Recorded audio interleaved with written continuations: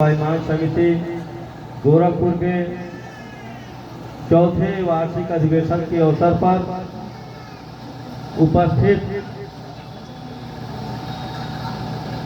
आवाम को मैं कुछ कहूँ उसके पहले करुणा के सागर तथागत गौतम बुद्ध को नमन करता हूँ।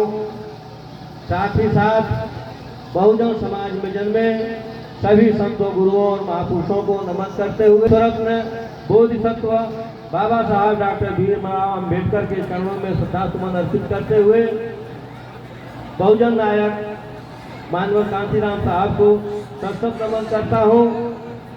आज मंच पर आसीन पूज्य भंते जी को वंदन करते हुए आज के कार्यक्रम के मंचासीन सभी अतिथियों का स्वागत वंदन और अभिनंदन करते हुए सभा में उपस्थित सभी माताओं बहनों पिता तुल्य बुजुर्गों नौजवान साथियों प्यारे बच्चों तथा मीडिया से आए हुए सम्मानित बंधुओं को हार्दिक स्वागत और वंदन करता हूं।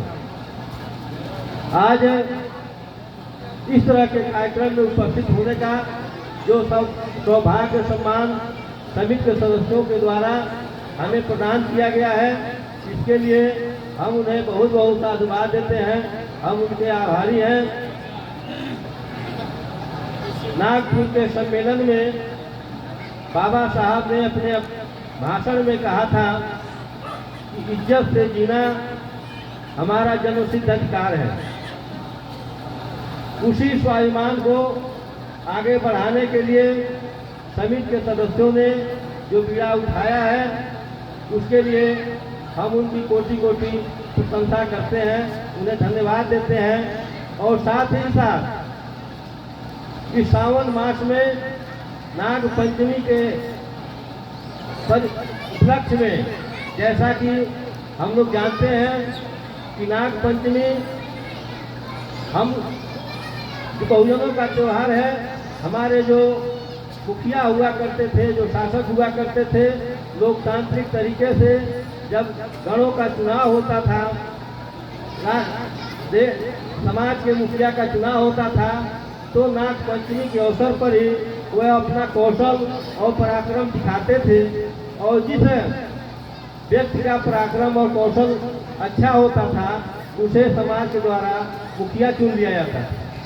तो ऐसे तिथि के आसपास यह जो वार्षिक सम्मेलन किया गया है, कहीं न कहीं समिति के सदस्यों का यह मानना रहा है कि हम इस अधिवेशन के माध्यम से हम अपने नए कलेवर के साथ, नए तैयारी के साथ आगामी वर्षों में, आगामी माहों में बहुजन समाज को जगाने का, बहुजनों को सम्मान स्वाभिमान सिखाने का काम करेंगे। बहुत सारे वक्ताओं को आप लोगों ने सुना, समय कम है, लेकिन मैं कुछ बिंदुओं की ओर जो वर्तमान परिदृश्य है उस पर थोड़ा सा प्रकाश डालूंगा कि आज का जो दौर है, आदरणीय जिस्ते साहब जय साहब बैठे हुए हैं।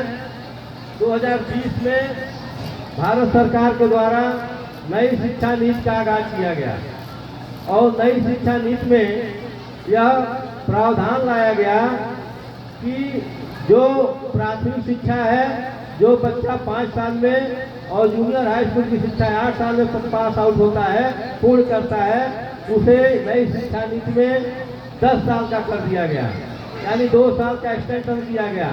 कारण यह था कि उसके साथ जो लड़का 18 साल के बाद नौकरी मांगना चाहता था, नौकरी के लिए योग्य माना जाता था, और वह 20 साल के बाद ही, 22 साल के बाद ही किसी तरह से स्कूली शिक्षा प्राप्त करेगा, जिससे रोजगार मांगने वालों की संख्या कम होगी।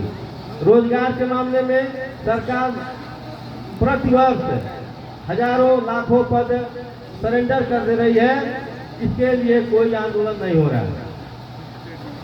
तो इन परिस्थितियों में हम लोग का दायित्व बनता है कि हम अगर बिखरे हुए हैं, भिन्न भिन्न मंचों पर हैं, तो हमें सभी मंचों से एक स्वर में एक आवाज उठा करके, और जो शासन सत्ता है जो हम लोग के खिलाफ काम कर रही है, उसके खिलाफ हमें एकजुट होना होगा। अभी इंजीनियर साहब कह रहे थे कि पूरे जिले में लगभग 46 संगठन है जो बहुजन समाज के हैं, बाबा साहब अम्बेडकर के नाम पे हैं। हम लोग का प्रयास है कि सारे संगठन लोगों को एक साथ करके एक आवाज के साथ ये जो बिगड़ी हुई व्यवस्था है उसे बनाने के लिए काम किया जाए। बाबा साहब एक और बात कहे थे कि यह जो नौकरियां मिली हुई हैं यह साध्य नहीं है, बल्कि यह माध्यम है कि हम इन नौकरियों के माध्यम से कुछ पैसा पा जाते हैं, कुछ धन अर्जित कर देते हैं जिससे समाज का काम कर सकें।